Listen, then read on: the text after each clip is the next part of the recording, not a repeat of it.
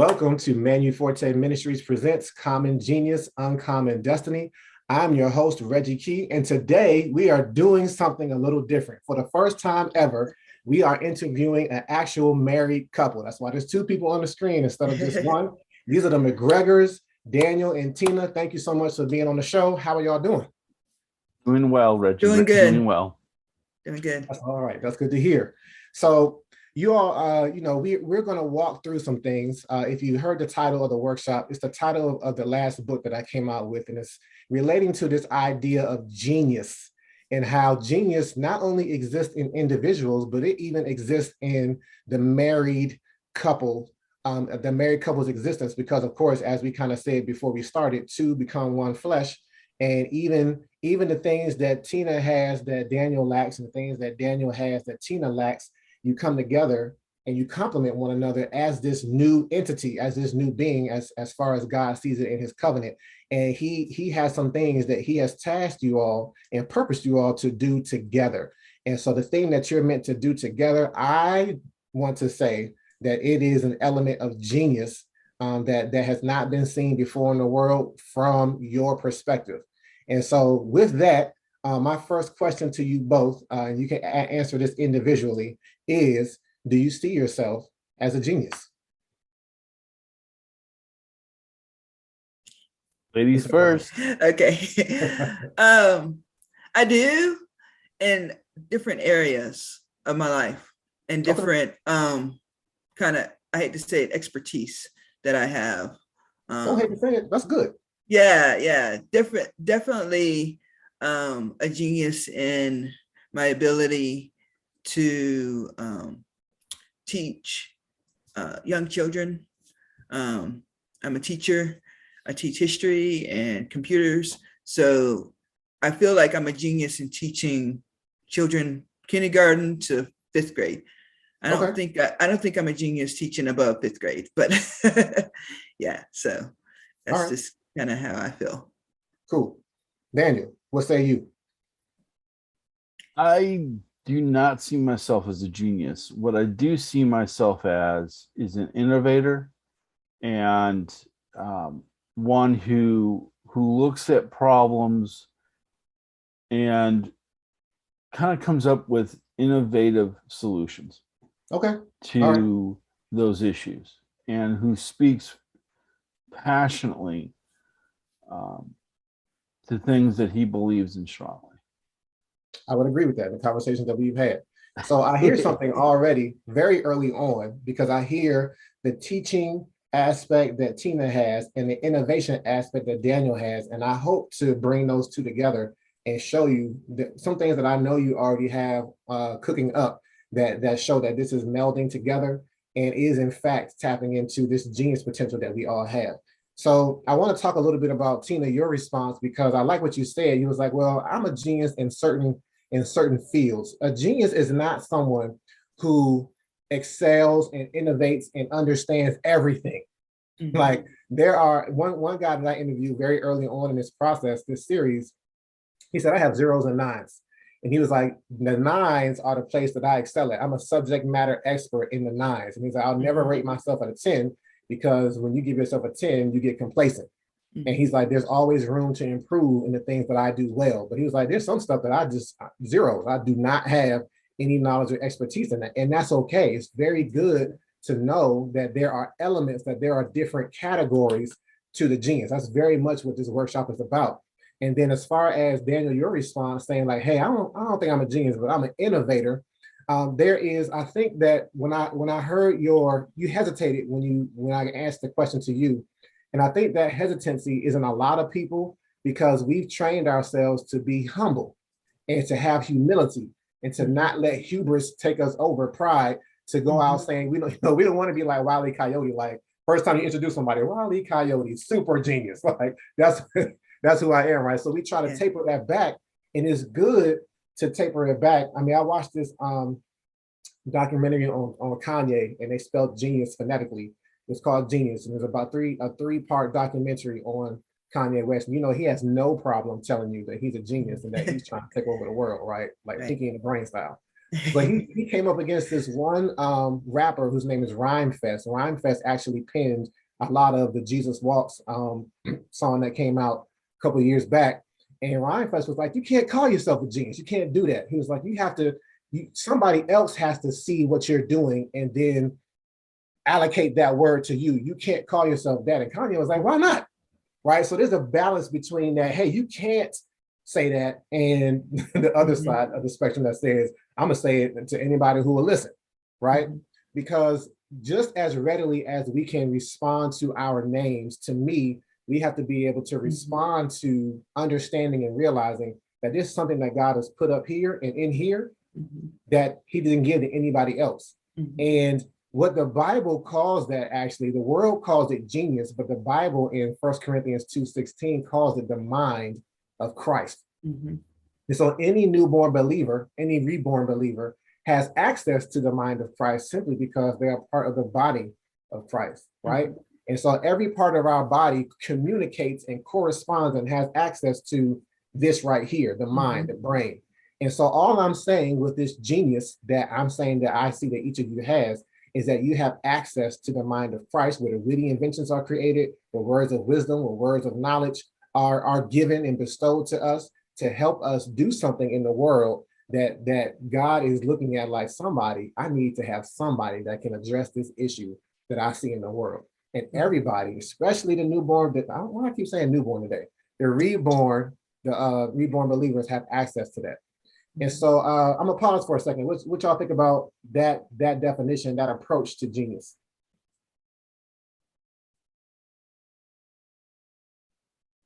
And you don't have to agree. And you definitely don't have to agree. I know.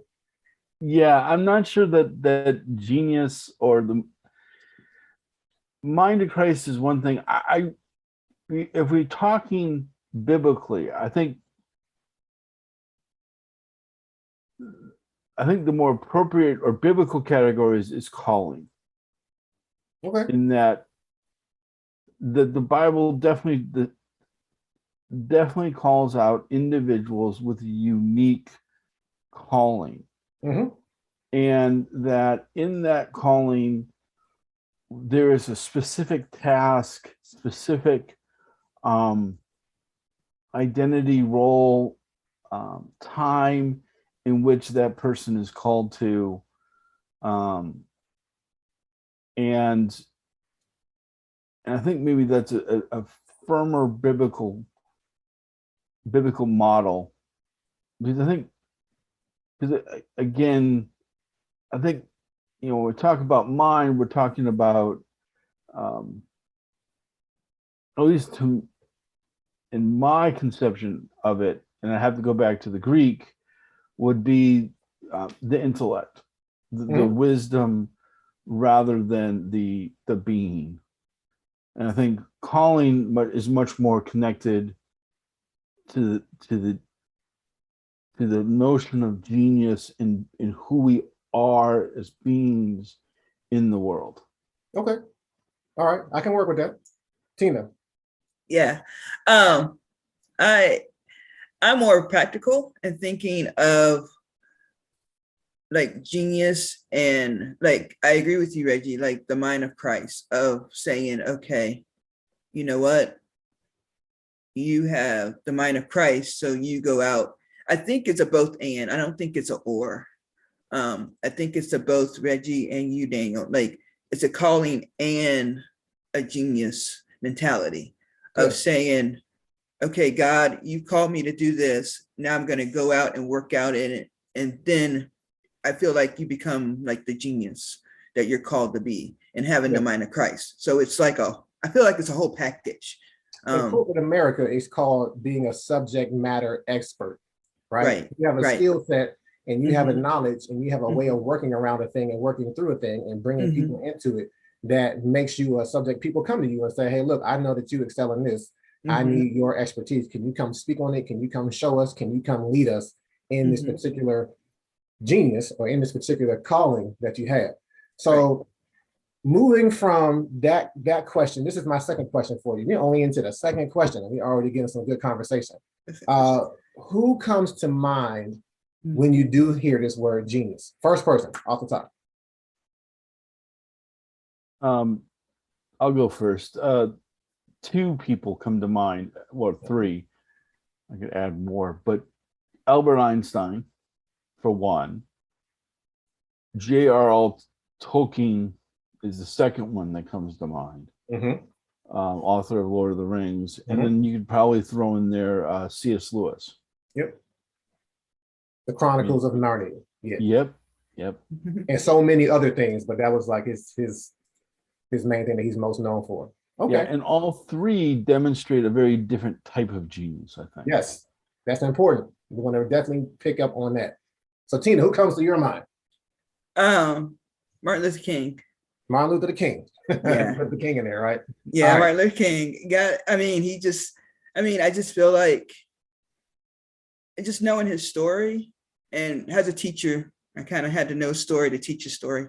Anyway, so just knowing his story and knowing what all he went through and what he helped kind of propel America, to me, the other one is, I agree with Daniel. Tolkien and Lewis is in there too, but I just feel like he also helped propel America to try to be united and try to help the races come together, not try to divide us. So that's the one person that I kind of think of.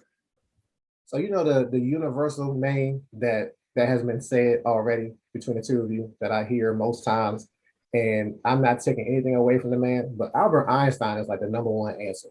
Like whenever I do this interview, whether it's interviews or workshops or whatever, he is the number one answer by far.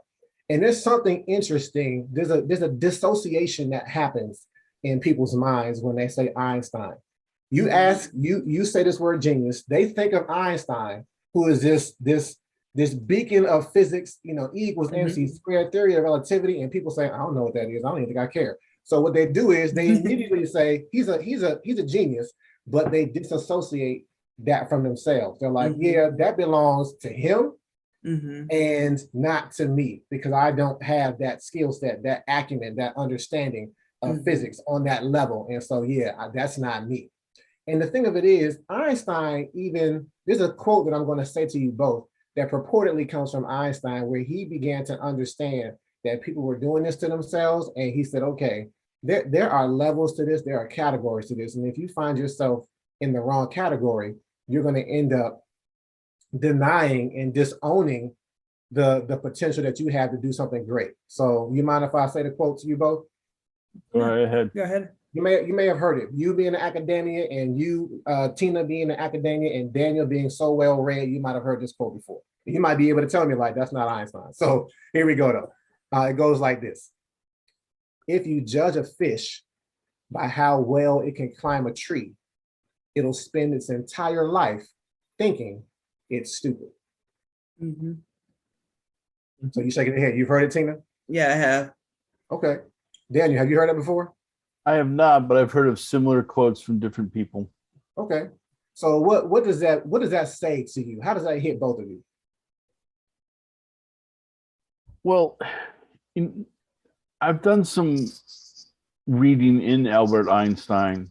Albert Einstein was not a moral genius. He wasn't very good of a guy. I mean, he divorced. He kind of abandoned his kids. He could be very petty in a lot of ways. He turned down the premiership for Israel because he knew he wasn't a political genius. He was offered it in 1948, 49, and he said, nope, don't want that job. Probably very wisely. He was dyslexic. The guy couldn't read for the most part. Genius is oftentimes selective. And so when we look at how we grade things, and how we grade ability, it's often a matter of getting the right scale for Yes. people. Yes. You know, and Christ is a good example of this, right? The widow's mite is the greater gift than all of the Pharisees and Sadducees who pound on their chest and dump, you know, money bags full of coins into the offering plate to the temple. That constant upside down kingdom mentality. And again, you can go all throughout all scripture. Moses stuttered. Yep. You know, David was not necessarily a moral guy. His son Solomon was not necessarily a moral guy. You know, you look through the minor prophets, who are some of my most favorite reading in the scriptures, the minor prophets, but they did some really weird stuff. All of them have flaws and idiosyncrasies and issues, right? Mhm. Yeah. But the Lord used them anyways, right? And He can Yeah. use us. So that's what I hear you saying. Tina, what do you say? How does that, when do you quote that phrase that to your students at all?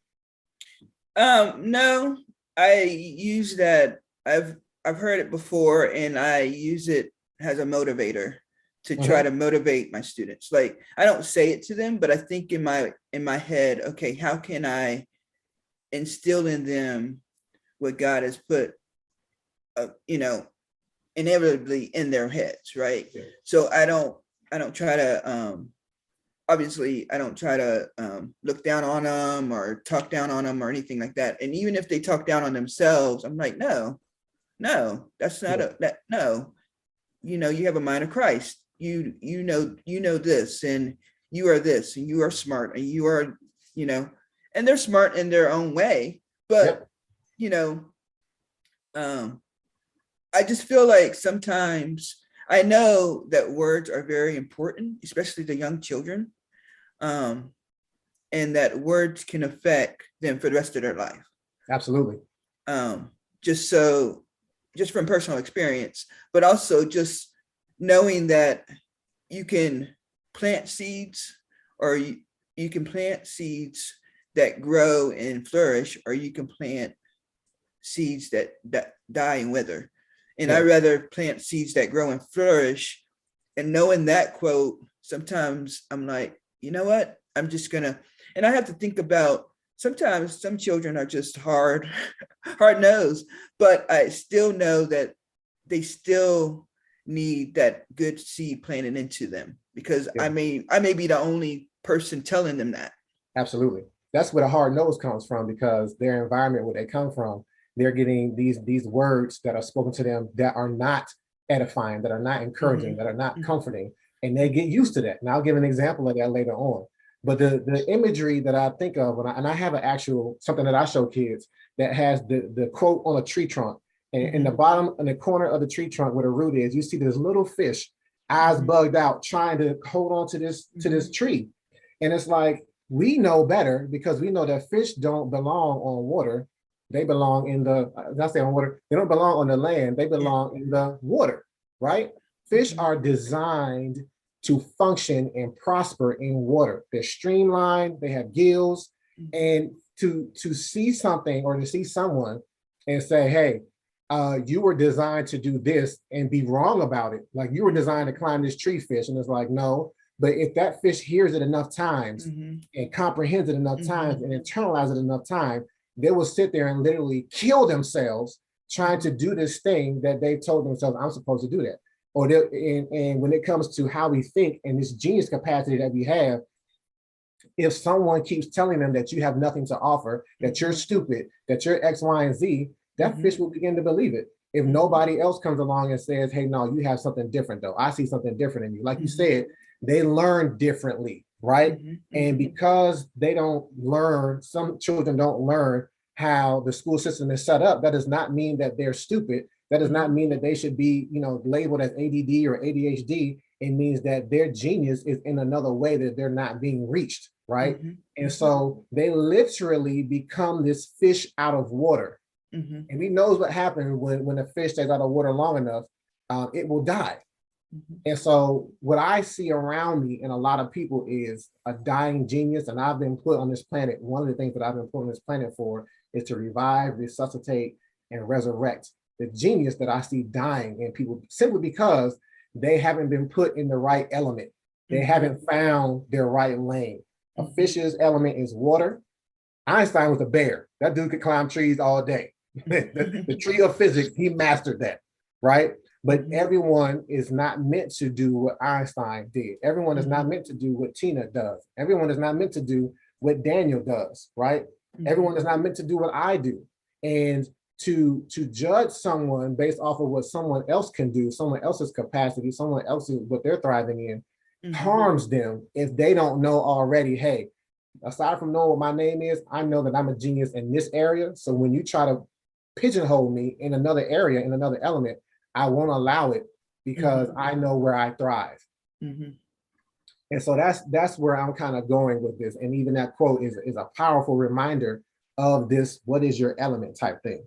And Mhm. so as we transition from that, I want to discuss the element that the McGregors have, right? And so the way to get to that element is to begin to focus on the passion, talent, and purpose that I see you all have as a couple. You may have to do this individually, and I talk to you individually, Tina and Daniel. I talk to you individually to try and figure out your things separately, but together, I believe I see some things that are aligning and coming together. It's almost like a puzzle that speak to the thing that the Lord put you on this planet to address and what He's given you. You know, you mentioned Moses, Daniel. Moses, when he was reminding the Lord that he was a stutterer, he was like, I'll give you your brother, man. Don't worry about it. And when he continued to talk, like, nah, I don't know if I'm the one, he was like, God was like, what is in your hand, man? What's in your hand? He was like, I just got this raggedy staff. He was like, put that, you know what happened. He put the staff on the ground, turned into a snake. He picked it up by the tail, turned into a staff again. He was like, go to Pharaoh and tell him to let my people go. I'm gonna do some miraculous things through that staff. And that staff, getting ahead a little bit, that staff is the talent, the God-given talent that we have, where He's like, don't worry about what you don't have. Just focus on what you have and do something with that. So, like I said, I got ahead of myself a little bit, but I want to go back to this passion thing. So, can you all give me like some really quick definitions of what comes to mind, just like genius? What comes to mind when you hear this word passion?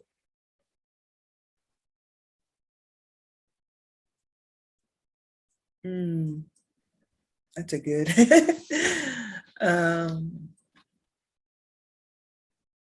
Desire, love, just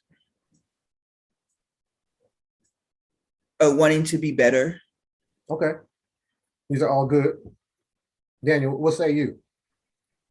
I think when I hear the word passion, I think of commitment, Yeah, and focus.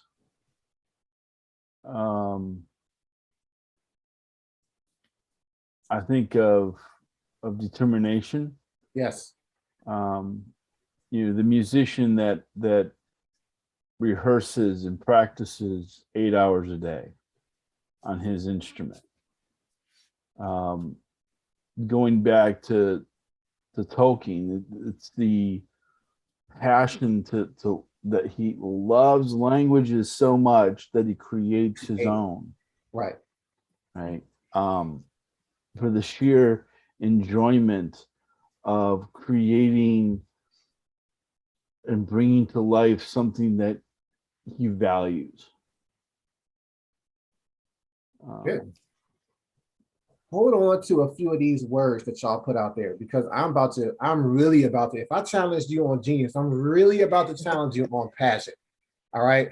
As it relates to this genius equation that God gave me about how to unlock this genius in people, He told me to focus not on what you love about passion. And I'm not saying that love cannot be a part of passion. It's actually two sides of the same coin. But the other side of love, as it relates to passion and genius, is hate.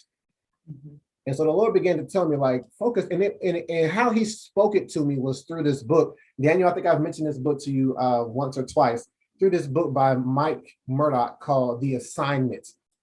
And in that book, Mike says, hey, look, if you want to figure out what your assignment is, what you've been placed on this world to address, figure out what it is that you hate. What's your Popeye moment is what he actually called it.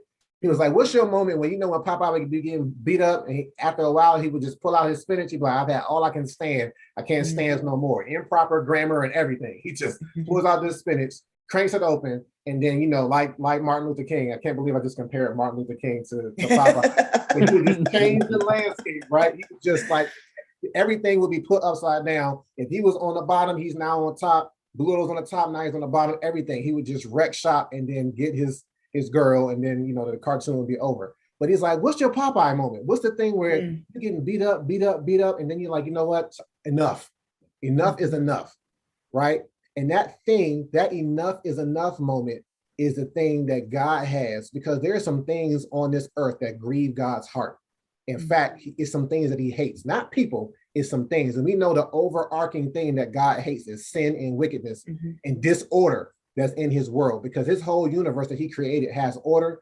But this planet, this third rock from the sun that we all dwell on, we know that there is some disorder there because of sin. And God sees that. And when he initially had a solution for it, it was called Adam. And he put Adam here on the earth and said, hey, look, I'm gonna make somebody that looks like me, that has my image and likeness, that has some authority to partner with me to bring order back to disorder. And gave them an environment to do it. Started off with the Garden of Eden. That garden was supposed to be tilled and spread and encompass the whole world and bring everything, subdue it, right? We're told to be fruitful, multiply, replenish, and subdue the earth. But of course, we know what happened. We got off. Our great-great-great-great-great-great-grandfather was introduced to sin, succumbed to it. But then, of course, God being the God that he is, he had a plan. Jesus came, restored our authority. And now he's like, okay, I'm going to prick your heart, though. I'm going to prick your individual hearts with something that pricks my heart. Because when you start looking around and you start looking at what's beating up on you, what has caused trauma in your life, what has caused some things from, and a lot of times it comes from your childhood that made you feel like a fish out of water. And he's like, I need you to address that. But when we see it initially, we might be like, man, I hate feeling like this. I hate that this thing or this person or this system makes me feel this way, makes me feel ostracized and alienated and alone. And we might start saying stuff like, man, somebody should do something about it. And after a while, when you get a little older, you might be like, you might get around your friends and they're like, oh, hey, Tina about to go off. You see that over there, Tina? Tina, don't let Tina see it. If Tina see it, she is going to go off. And sometimes you might be out with Daniel, Tina, and you might, oh, Daniel, don't look over there. Don't look over there. Don't do it. Because when you see it, you can be like, oh, I got some words for that. I hate that right there, right? And the thing of it is, when we keep saying somebody should do something about that, what happens when you point one way? When you point one way, you got three fingers pointing back at you. The somebody that should do something about the thing that's broken is actually you. Especially if you find yourself speaking about it and seeing it in its existence and having this disdain, this disgust. It just rubs you the wrong way when you see it operating. And so that's the element that begins to define your element. What have you been put on this planet to address that pricks and grieves God's heart? And then in turn, he's like, I'm gonna make it touch your heart too, because I want you to do something about it. So what do you think about that? This first element of unlocking your genius being passion tied to the thing that you hate, though. Think of your words now: commitment, focus. What's some of the words that you said, Tina? I think love. I forget. Sorry. It's okay. But when I heard your words that you were saying, I'm like, yeah, this all fits in, because when you find that thing, you're going to be committed and focused. You're going to be driven towards it instead of running from it. You're like, even if it's like your David Goliath moment, you're like, I don't care if I got 5 smooth stones and a slingshot. And the thing with David was clever because somebody tried to make him a fish out of water. They said, here, take King Saul's armor. He was like, no, don't give me that. You about to have me sluggish and pull it down and take it out. He's like, give me my slingshot that I've killed lions and tigers and bears, oh my, with. and give me my 5 smooth stones, and I'm gonna take this giant. I'm not only gonna aim at this giant, but when it falls, I'm taking his head off. Mhm. That's the type of passion that gets you tapping into what it is that you are put on this planet to address. So what say you? What do y'all say about that approach to it? You know, we've talked about this before in kind of conversations that we have had.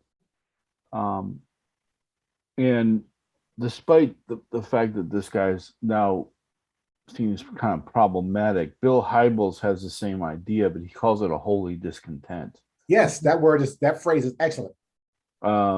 In that our calling comes out of partially what we can't be contented with. The sin that we see before us, the situation, the needs in front of us that kind of drive us to be uncomfortable, be motivated to change things. Can I use one of your words that you said earlier on? When you get face to face with your holy discontent, it causes you to innovate. Yeah, and how can I create? What can I create to address this thing? Go ahead. Yeah, exactly. And so, as far as kind of identifying some of the things, and I'm not sure this is where your conversation is meant to go right now, but you know, in terms of my holy discontent, it really has to do with people kind of fundamentally not being seen and not being identified for who they are, and not understanding, trying to be something they're not, and us as a community or us as a society not recognizing the need or who they are and working to that, or giving space to that, resources, time. Yeah. You know, I'm not sure if your viewers are familiar with a guy named Henry Nouwen, but Henry Nouwen he was a Catholic priest and psychologist, and he wrote a number of books, but one of the ones that have stick with me, I haven't read it, but the idea of it really intrigues me. Okay. And it's called Adam. He was part of a community called La Arche, and La Arche meets the needs of the most severely of mentally and physically disabled individuals and cares for them in community. And Henry Nouwen, brilliant psychologist, devoted Christian, was assigned to take care of this young man named Adam, who couldn't speak, who couldn't communicate, who was in a wheelchair 24/7. I'm not sure that he was diagnosed clinically as an idiot, which is someone with an IQ of 25 or below. But functionally, he was at that place. And Henry Nouwen's book, Adam, deals with the lessons that he learned from taking care of Adam. Sure. From accepting Adam's gift as Adam was, and what Adam gave him, that helped Henry deal with things in his own heart that he couldn't understand. And a lot of that had to deal with kind of his relationship to Father God. Yep. And here was this young man who was completely helpless in society, completely dependent on everything and everyone around him, who in a different time and a different age would not have made it out of infancy. Mm-hmm. And Henry's taking care of him, and he's learning from him. And Adam is giving to him, in his way of just being present in the world, lessons that Henry can never receive otherwise. Mm-hmm. And so on a much more kind of ordinary scale, that's kind of an extreme example, but on a much more kind of day-to-day lived experience, we often ask people to do and to be things that they're just not meant to be. The fish out of water. Yeah, fish out of water, and the demand and the lie and the communication is you've got to be X to be the genius. Well, you know what? That X is never going to be in your wheelhouse. environment. You're not capable of that, or that's not where you're meant to be. Yep. And very few of us are meant to be earth-shattering physicists like Einstein. And I certainly don't want to be the academic nerd that Tolkien was. I mean, I love the man, but the man was a bit nuts when it came to languages. I don't want to be that guy. Most of us don't want to be that guy. Most of us want to find our place with our particular community, whether that be the family, our spouse, our church, our writers, our writers, those that we work with, and love on those people and see those people flourish. Mm-hmm. And what drives me nuts about individuals is when they don't see it and they don't have the capacity to see it, and it's just something that that really drives me nuts. Yes. We have mutual friends, and you and I can talk off air about it, where I think that's the situation. Yeah, 100%. And so before, Tina, I want to hear what is your holy discontent, the thing that you hate, the thing that is we're identifying as your passion and your genius. But before I do, I just want to address one thing that I heard you say, Daniel, and as you mentioned this young man Adam's IQ. And the thing of it is, I didn't mention that earlier, but that's the thing. We have to understand that genius exists in different elements, in different lanes, and it's not always academic. It's not based off of IQ. Your GPA has nothing to do. There are some academic geniuses, yes, but if your GPA wasn't above a certain threshold and your IQ wasn't above a certain threshold, that does not mean that you do not have this calling, this ability to contribute to the world in a way that nobody else can do.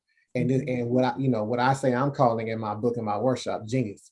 So I just wanted to thank you for reminding me to mention that. So Tina, what do you think of, what do you think is your holy discontent? What's your thing that just makes you that rub you wrong? There's a couple. One is, and it does because of my work with children. It's when adults put children down. I just can't stand it. I'm not a violent person, but I kind of want to smack some parents when they start putting their children down or other people's children. I've been in educational systems where teachers will put down children, and that just rubs me the wrong way. And I'm just like, no, you should be one. They probably hear enough of that at home or in their environment or whatever. You should be the one to give them hope and give them light. And it also comes back to my childhood. I had two main teachers that instilled in me, like I don't do standardized tests well. Mhm. So they looked at the standardized test and they looked at what I was doing in class, and it was totally opposite. That match up. Yeah. That match up. So, but they instilled in me, hey, that test doesn't define you. Yeah. That test doesn't tell you this is your genius or you're smart or you're whatever. We know who you are. We know the potential that you have. And so that's one reason why I'm a teacher, is because of those two teachers. They've instilled in me words and encouragement of saying, you know what, this test does not define you. This, words of other people don't define you, and that's my holy discontent, is when words, especially children, and lately, because of what's happened in the world in the last month of these suicides and whatnot, like, y'all, you are meant to be on, like you said, you are meant to be on this earth for a reason. That's my other holy discontent, is when student athletes or whoever think there's no hope, think there's no other way out, but to hurt themselves or to hurt somebody else or whatever. I get angry in that. I don't always show it, but I really get upset when there's like, okay, you need to have some kind of encouragement or something to say, hey, I read an article about one girl, she committed suicide or whatever, and her parents were like, we had no idea. And I'm like, did you know? Like, there's always red flags. Right. There are always red flags. If you're paying attention. Right. And so I just feel like we need to encourage student athletes, we need to encourage it. And like Daniel said, tapping into and allowing people, that don't necessarily be seen, let them be seen in those spaces and those communities. Especially like, it really hurts my heart when the church doesn't do that. Yeah. Like when the church doesn't allow people to be who they are, allow people to be seen in who they are. And that's my third discontent, is like, hey, church, wake up, we're supposed to be. You're not supposed to be part of the system that does that. We're supposed to be working, we're supposed to be going against the grain. Right.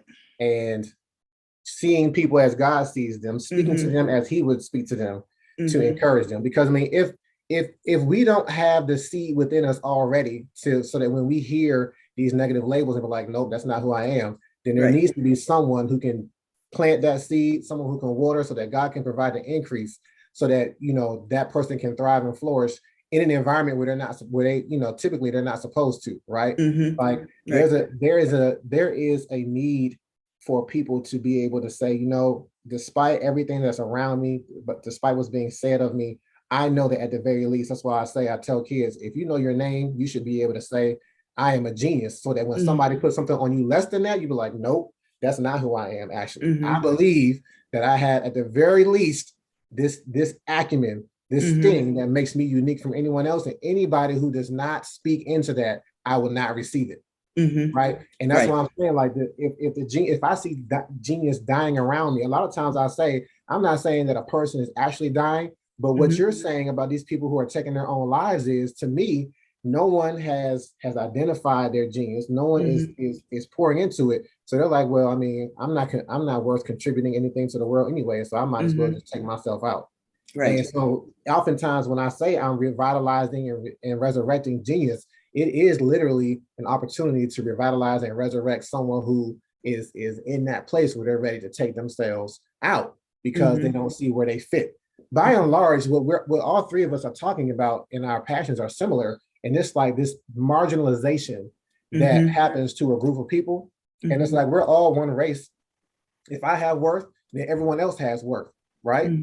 So, in understanding that this is very much a ministry for me, and I see the ministry that's forming for you all, because you being in academia, you can understand this story that I'm about to relate to you both.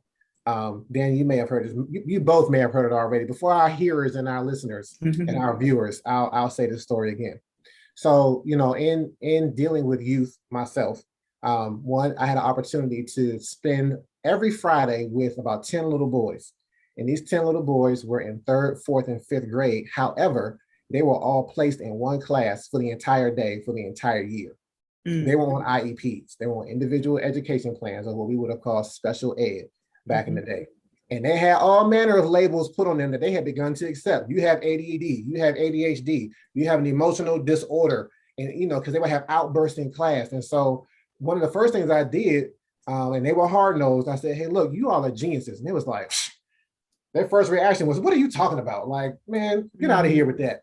But they were roast one another, and they were more positioned to receive negative reinforcement from the teachers and then from themselves than they were to receive positive reinforcement when I began to say, you're a genius though. There's something about you that's unique to anyone else. And so they didn't receive that. So I said, okay, I got you. I'm gonna ask you a question. And this is why I have this as a part of my workshop. I was like, tell me what you hate. And these little boys, these 10 little boys who could never agree on anything, what game to play, when to play it, what to watch, whatever, they all universally told me the same thing. And they thought they had wrecked my workshop when they said it. So think about this, like what is the thing, the system that's making these little boys feel marginalized, that's making them feel like a fish out of water, that they will all universally tell me, we hate this, Mr. Key. What is it?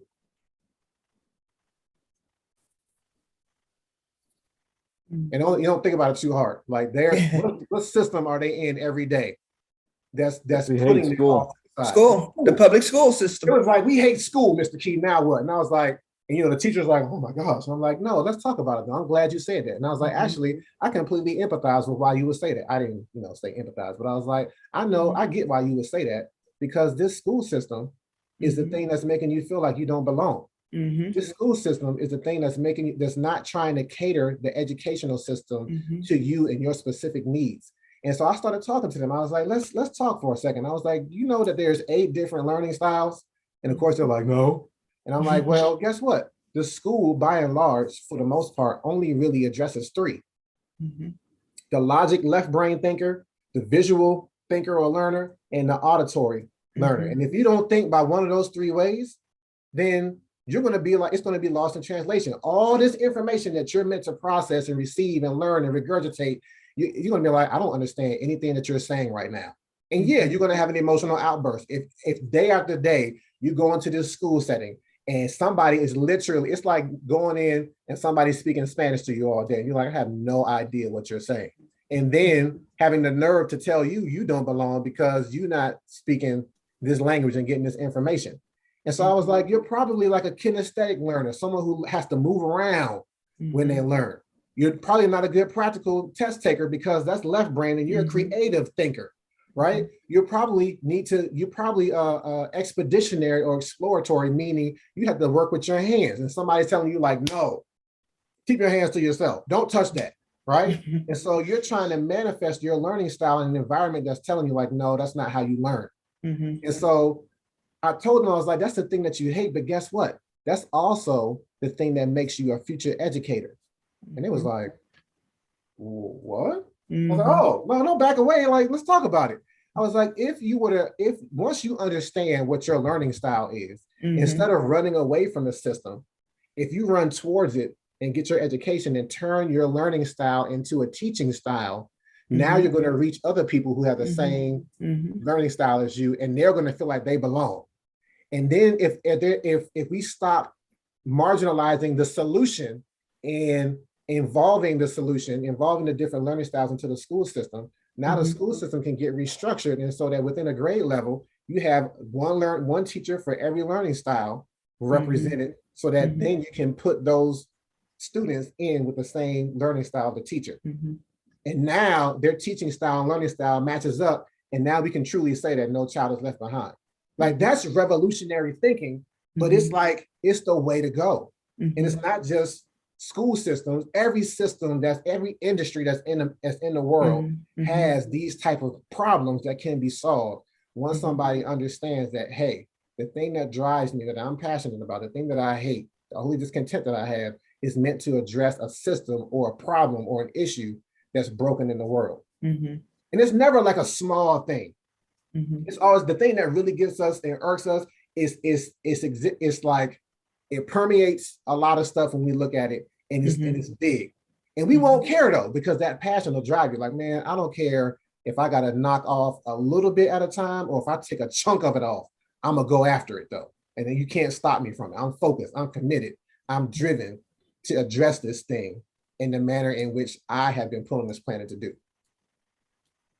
And you see, I'm even getting excited. I'm starting to sweat a little bit. Like this excites me because it's anybody can tap into this. Everybody hates something.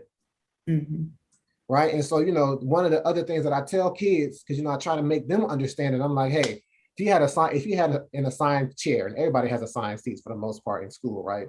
And you would have gone to the classroom one day and your chair was broken. And you would tell your teacher, hey, teach, my chair is broken. Can you do something about it? And they was like, yeah, sure. Yeah, I got you. I'm going to use you as an example, Tina. You're the student.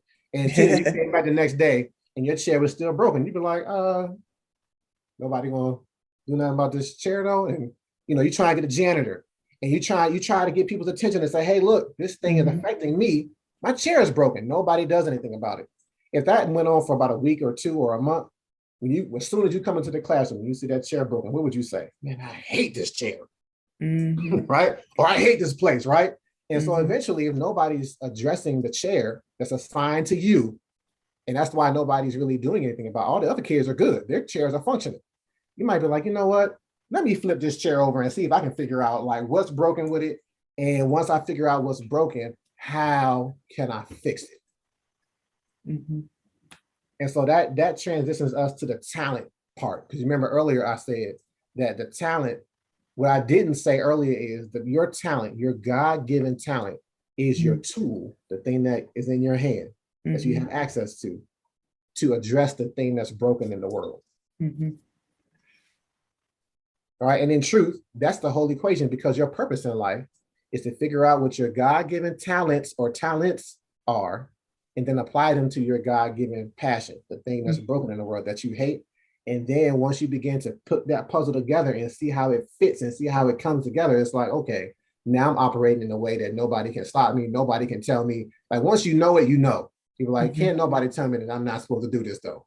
And that's when you begin to unlock and tap into your genius. It works internally for you to self-identify, but then it never stays to yourself. You begin to turn it outward and see, how can I inspire? How can I contribute? How can I activate this in other places and in other people? And so I see that in the both of you, in this very thing that Daniel and I talked about that you're starting. I don't know if it's already started or if it is started, but can you tell our viewers a little bit about Treebeard? Well, Treebeard is a educational tutoring service specifically focused on writing and reading for all grade levels. So as Tina's already stated, she likes the Munchkins. I prefer the older crowd, shall we say. And so, right now, currently, I am a professional writing tutor at a community college and have been doing that since 2016. And so what we seek to do is to offer a service of helping students learn how to communicate and learn how to express themselves and learn how to put into words what they are passionate for, or at least get them to write and to read and to use the language we have, English, to communicate and to analyze and to create. A lot of times, in high school, you're not creating or you're not writing papers that you really want to. But at some point, those skills come into place in the master's thesis or in the PhD thesis, or just given the ability to write a cover letter for a job, or write a letter to your girlfriend because you just want to tell her how she feels, even if it's in 8 pages, single space typed. Um, and Inside joke. Very much. Inside joke. Inside joke. and so for us, that's something that we have, that we want to provide for students and for families, particularly those who have homeschooled their children. Yeah. A lot of times, given where the world is at, given the concerns we have about our educational system not functioning in a plethora of ways, parents have chosen to go it alone and do their own thing, and that's fine. But a lot of times they don't have all the skills in the toolbox they need for their child.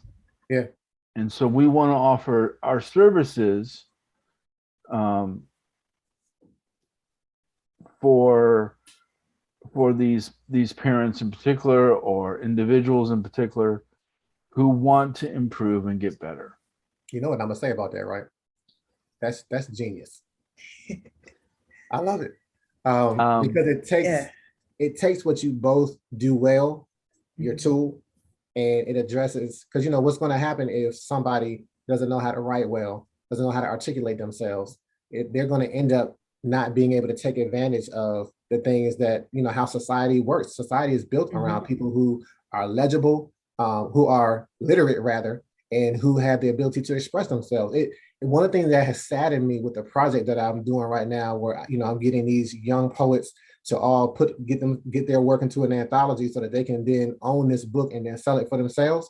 A lot of them, when I asked them for an author bio, they were like, I don't know what to say. Or those who did submit something to me, it was lacking. And I'm like, you have to be able to be your own advocate and be able to I needed 2 to 3 sentences. That's all I asked. And the majority of people just couldn't do it. And so I see your service. I see me even asking for your service in the future. Like, hey, can you help these people, these young people, just get a quick bio together? Because if you can begin to articulate who you are on paper, then that gives you the confidence to be able to, well, what else can I write about? What else can I speak on? What else can I begin to give some thought to and capture what's up here and put it in writing and put it out of my mouth, right? And so I appreciate what you have as a couple, because there's a teaching that can happen. But what I heard the Lord say just now is there is an impartation that you two specifically have, whereby the skill set that you have, because there's this passion, because there's this drive, you're going to be able to impart some things. That you saw that a lot of times in the Bible. A lot of times it would be by the laying on of hands, but there would be an impartation that would go from someone who had something worth exalting and worth speaking about, and it would be imparted to other people. And so, though there's a teaching that will happen, there's an impartation that I hear the Lord saying is going to be present in Treebeard. And just to make sure everybody knows, this Tolkien reference is serious. Like, because he's a fan of Tolkien. Treebeard is a character straight out of the Lord of the Rings. And so I appreciate the wordplay that you all have too. The other thing that I wanted to tell you about Treebeard, let's see if I can remember it, because there was a couple things that I heard. Just to give a suggestion about another dimension of a Treebeard that you may already be thinking about, but a lot of times there's a homeschooling that happens because there is a child that's on IEP. There is a child who is told they can't function. They're not high functioning in the classroom. So will you all offer your tutoring services to people who may have these labels on them and may have special learning needs as well? Absolutely. Yeah. Absolutely. Because I've worked with students in the past that's had those labels. So for me, I don't know about Daniel, but for me, I would definitely be and and like you said, Reggie, you had those group of boys, and it just was burning my heart when you was telling that story, because I mean, I used to be a reading interventionist, and I used to have kids come to me that were in 5th grade on a 2nd grade reading level. Yeah. And they would come to me and say, Miss McGregor, I'm stupid. I'm like, no. Mm-mm. First of all, take that out your vocabulary. Right. You just learn differently, and that's okay. So absolutely, we would absolutely, if you had an IEP, if you have some kind of label that the public school system put on you, or private or whatever, I would say yes, because there are some tools and there's some techniques that I know as an educator that could help you. Like you said, Reggie, there's 8 different ways of learning. So if a child is put on an IEP that says they have they have a processing issue. Okay, well, I know tools in my toolbox of how to address that processing issue. So with Treebeard, that's why we call it Treebeard Educational Services, not just tutoring services. Yeah. Because we want to be able to educate the students and the parents, and also to help them overcome whatever. And then, like Daniel said, reading and writing is the main thing. And I also want to point in there computers. Like, I teach a computer class at a private school in York County, South Carolina, and so some of those students in there didn't know what a laptop was. Wow. So, and some students, and a lot of students don't know how to type correctly. They do this one finger thing because of the student. Yeah. Because of the tablet, Sure. So in learning how to write correctly, you need to learn how to type correctly as well. So for me, teaching you how to put your fingers where they belong, and not looking at your fingers all the time. Oh, I want to say this, and it's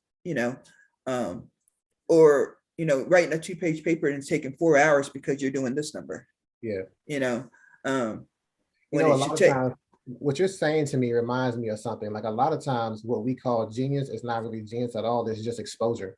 Right. Like, we'll feel like, oh, you're a genius. And it's like, I wish I could tell it.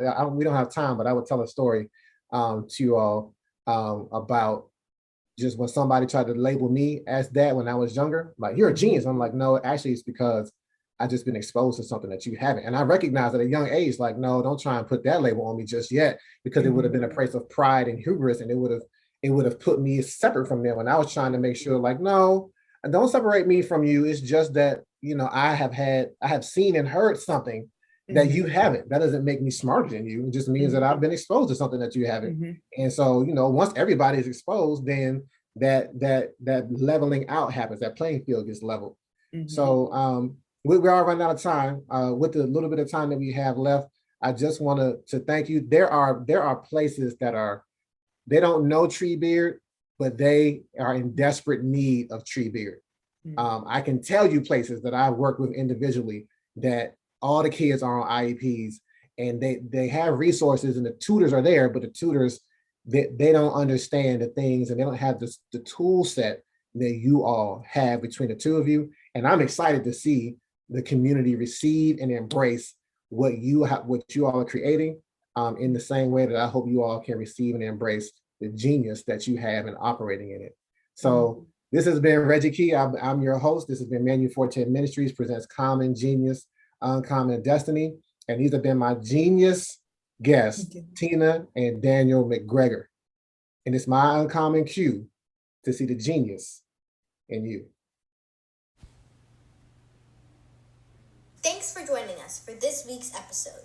Make sure you pick up the book, Common Genius, Uncommon Destiny, by my dad, Reggie Legend, available on Amazon and at inkwellspoken.com. Connect with us at Inkwellspoken on all social media platforms.